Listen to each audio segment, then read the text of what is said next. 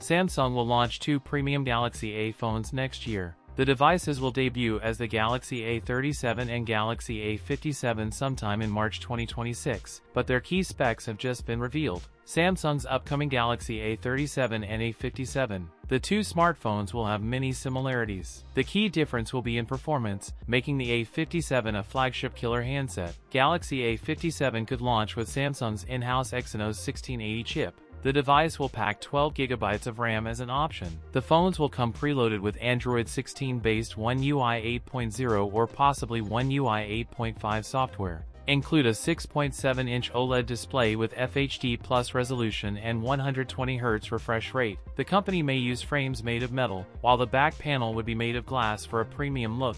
May bring an IP68 rating for dust and water resistance. The Galaxy A57 come with a 50MP Sony IMX906 main camera, a 13MP ISOCELL S5K3L6 ultrawide sensor, and a 5MP macro shooter. A 12MP camera for selfies. The Samsung Galaxy A57 has a 5000 mAh battery.